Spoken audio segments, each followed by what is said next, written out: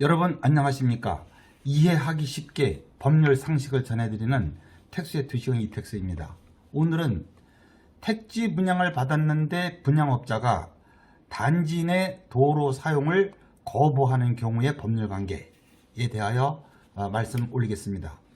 우선 구독, 좋아요 부탁드립니다.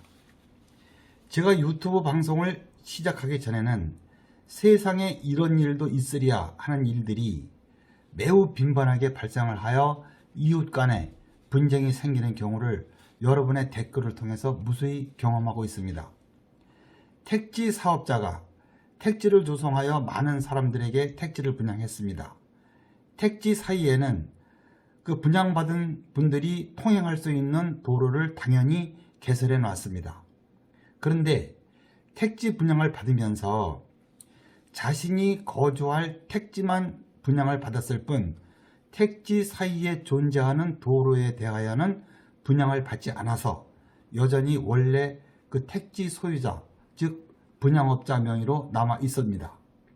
후에 택지 소유자가 그 도로를 이용하여 외지에 통행하고 그 도로에 하수도, 상수도, 우수관, 오수관 및 통신설비 등을 해야 하는데 관청에서는 그럴 때마다 도로 소유자의 사용 승낙을 받아오라고 합니다. 그런데 이때 등기부상 도로 소유자가 사용 승낙을 거부하고 관에서는 사용 승낙을 받아오라고 하고 이 택지 소유자는 중간에서 발을 동동 구르는 일이 의외로 많습니다. 이러한 경우의 법률관계에 대하여 알아보겠습니다. 사람은 공중을 날아다닐 수 없습니다. 그리하여 외부로 통하는 길이 없는 맹지의 경우 민법 219조 1항은 이렇게 규정하고 있습니다.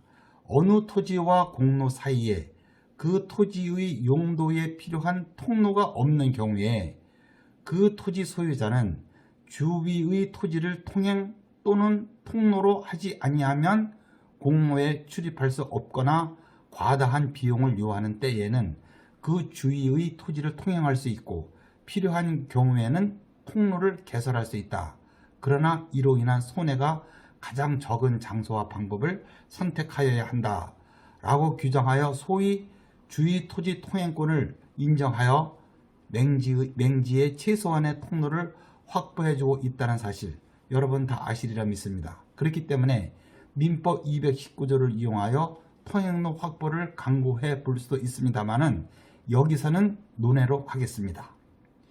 건축법상 건축허가를 받기 위하여는 건축법 44조가 도로의 요건을 엄격하게 규정하고 있습니다. 즉 건축물의 대지는 2m 이상 도로에 접하여야 합니다. 택지 분양업자는 건축법이 요구하는 바에 따라 장차 수분양자들이 택지에 건물을 건축할 수 있도록 도로를 개설해 놓고 택지를 분양할 때는 자신이 개설한 도로를 수분양자들이 아무런 제한 없이 이용할 수 있다는 조건 하에 분양한 것입니다. 그렇기 때문에 분양업자가 아직 도로의 등기부상 소유자가 자신 명의로 남아 있다는 이유만으로 도로 사용을 거부하는 것은 분양계약상의 의무를 위반한 것입니다. 이에 대하여 대법원도 명백한 입장을 내놨습니다. 즉 대법원 2011-107184 판결은 이와 같이 판결했습니다. 대지를 조성한 후 분할하여 분양하는 사업을 하는 경우에 그 택지를 맹지로 분양하기로 약정하였다는 등의 특별한 사정이 없다면 분양계약에 명시적인 약정이 없더라도 분양사업자는 수분양 택지에서의 주택, 건축 및 수분양자의 통행이 가능하도록 조성하고 분양된 택지들의 현황에 적합하게 인접부지의 그 건축법 등 관계법령의 기준에 맞는 도로를 개설하여 제공하고 수분양자에 대하여 도로를 이용할 수 있는 권한을 부여하는 것을 전제로 분양계약이 이루어졌다고 추정하는 것이 거래상 관념에 부합되고 분양계약 당사자의 의사에도 합치된다 라고 판결을 해서 도로의 사용을 거부하는 분양업자의 주장을 배척했고 이와 같은 대법원의 입장은 현재도 그대로 유지되고 있습니다. 그렇다면 이와 같이 분양업자가 통행을 방해하는 경우에는 어떠한 내용의 법적 조치를 취할 수 있는가에 대하여 보겠습니다. 첫째, 분양업자가 분양계약에 포함되어 있는 도로 개설 의무를 이행하지 않았음을 이유로 분양계약을 해지하고 분양대금을 반환받음과 동시에 별도로 손해배상을 청구할 수 있습니다.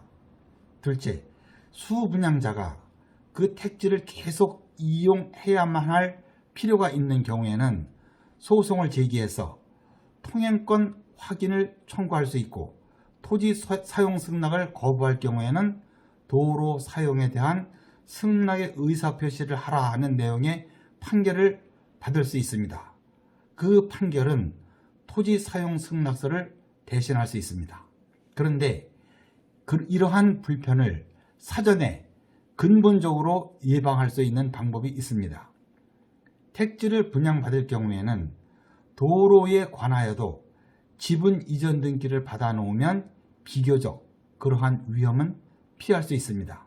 그러나 도로에 지분 이전 등기를 해 놓더라도 지분 소유자가 여러 명일 경우 그 공유자 전원으로부터 사용 승낙을 받아야 하는데 일부가 몽리를 부리고 승낙을 하지 않을 경우에는 곤란할 수가 있어서 도로 지분 이전 등기가 완벽한 방법이라고는 할 수 없습니다. 그러나 적어도 지분 이전 등기를 해놓으면 외형상 권리자임이 등기부에 표시되어 있기 때문에 도로 사용을 하지 못하게 막는 일은 거의 없을 것입니다.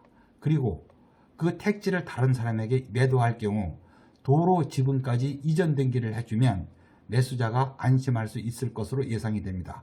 많은 참고 되시기를 바랍니다. 구독, 좋아요 부탁드리고요. 다음 더 유익한 주제로 뵙겠습니다. 시청해 주셔서 감사합니다.